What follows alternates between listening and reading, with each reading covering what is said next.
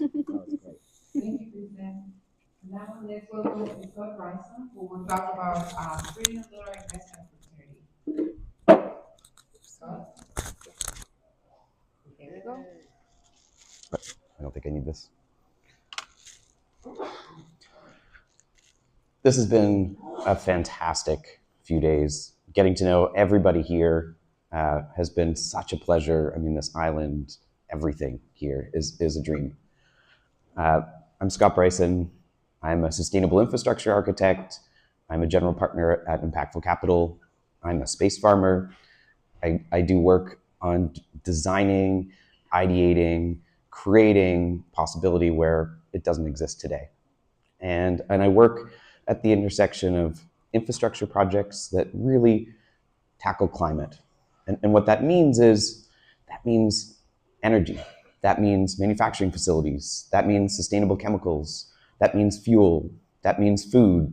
That means data centers. It's a whole bunch of different things that we use in our world to make our lives how we love to live. And I've been doing project development for the last 10 years. I've been an entrepreneur for more than 20 years.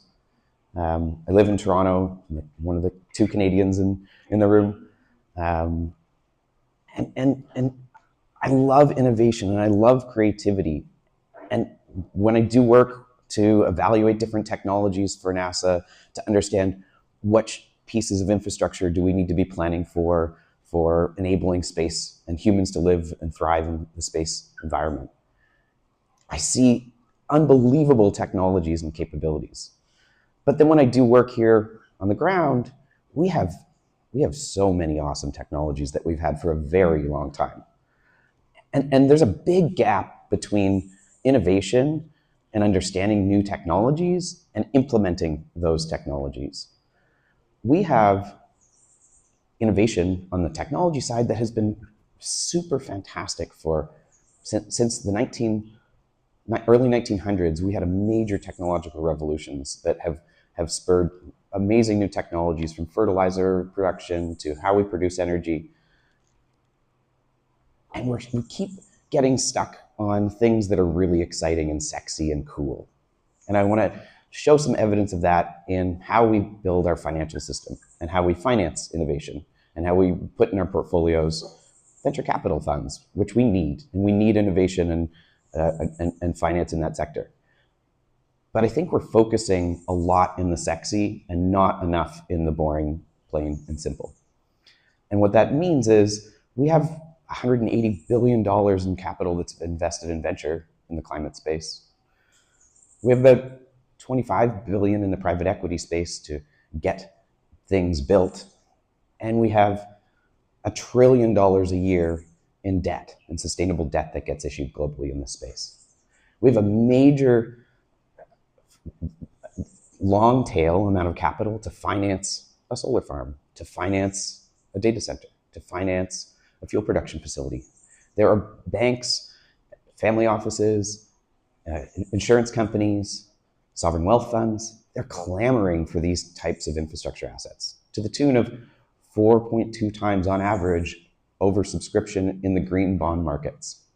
That's a complicated, there's a lot to unpack in that, but when you're issuing debt, that means you want to develop a project that costs €1 billion. There's 4.2 billion euros wanting to finance $1 billion of debt. You can't just invent new things to buy and build into a project. So you still are only going to take €1 billion, but you're going to negotiate your interest rate down, which is great for the project, and it's a way of weeding out the other investors. But that leaves 3.2 billion euros wanting to finance the next project, and the next project, and the next project. And when the average is oversubscribed, you're left with a situation where you need to deploy your capital into something, and so it doesn't go into something that's sustainable. So how do we address that? Because institutional investors have $110 trillion that they're managing every day. And if we have this excess demand in trillions of dollars, how do we address building and developing towards that?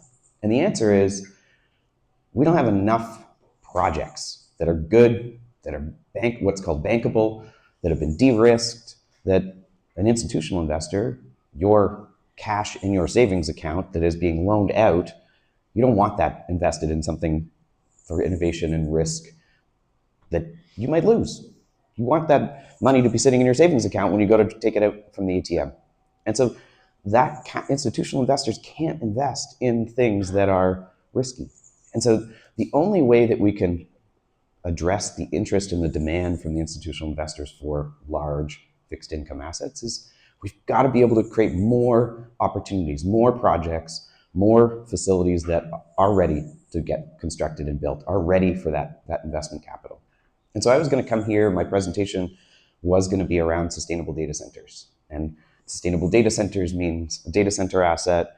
It means the energy to power that facility. It means the backup power and operations and energy storage of those facilities. But it also means the waste heat that facility produces.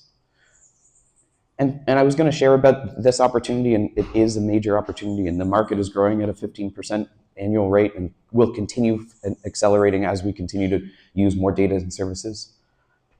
But I want to share something that's very specific to even coming here, because the world is full of opportunity, and it's when you develop this capability and knowledge of understanding how infrastructure systems work together, how customers and what their interests are, and how the financial sector works, I look around and I see opportunity everywhere. And so in planning for coming for this trip, I took a look at the energy grid in BVI. Well, turns out they have some diesel generators and they import fossil fuels from the United States to burn.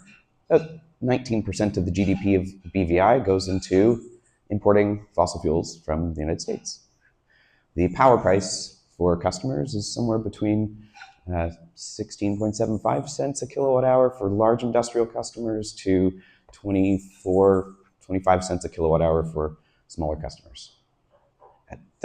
That's 3 times the price that I'm paying back home in Toronto. Just to be clear, it's a significant increase. It means you can't build a data center on this island, plugging that into that, and be competitive in a global market. But we're on an island that's powered by wind energy and solar power and battery systems. And this was built 11 years ago. We have resources. This country has wind resources. Large offshore wind energy projects easily can get down to below 7 cents a kilowatt hour. Some places get down below 3 cents a kilowatt hour. The opportunity to develop an energy grid, the opportunity to develop aircraft fuel and production of aircraft fuel called sustainable aviation fuel right here on the island. Why is this not happening? And so it's not happening because the parties that are operating the airlines have an interest in buying those products. The airport authority continues to operate the airport. The power authority doesn't have extra money to be able to finance these things. The government has been focused on rebuilding after a hurricane.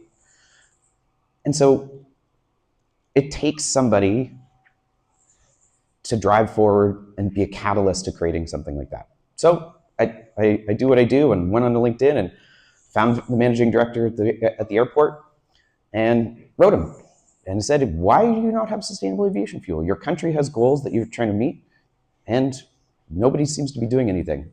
And I wrote to the power authority and heard back from them as well. Trying to set up a meeting with the power authority. We couldn't make a schedule work this week, but I did make a meeting yesterday morning with the managing director at the airport. He was interested. I sat down with him and I said, look, here's this opportunity. There's no reason that this country can't do this. You don't need to finance all of the capital to build your own sustainable aviation fuel. We have institutional investors globally that would finance these things. I happened to be at Necker Island and had a great conversation with Sir Richard Branson. And he said that he supports the idea of building sustainable aviation fuel. His airline, Virgin Airlines, already has flown flights using sustainable aviation fuel.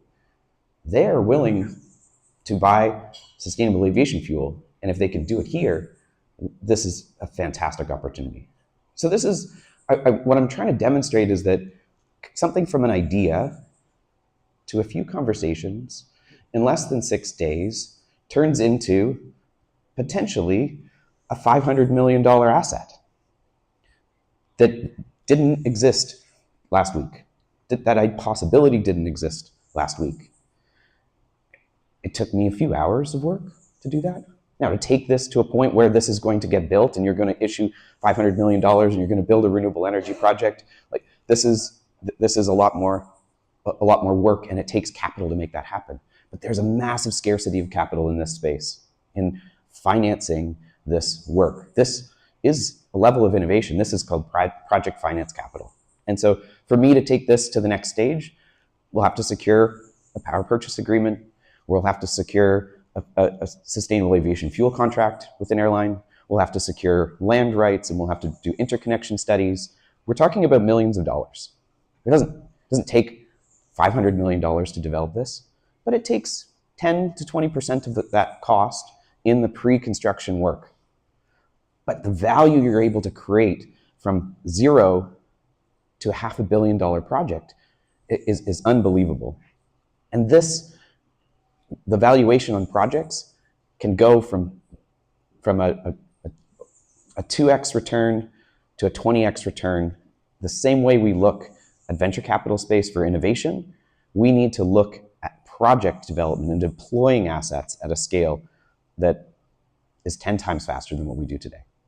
So I'm here, and I just want to share that possibility of exactly the conversation I had on the island.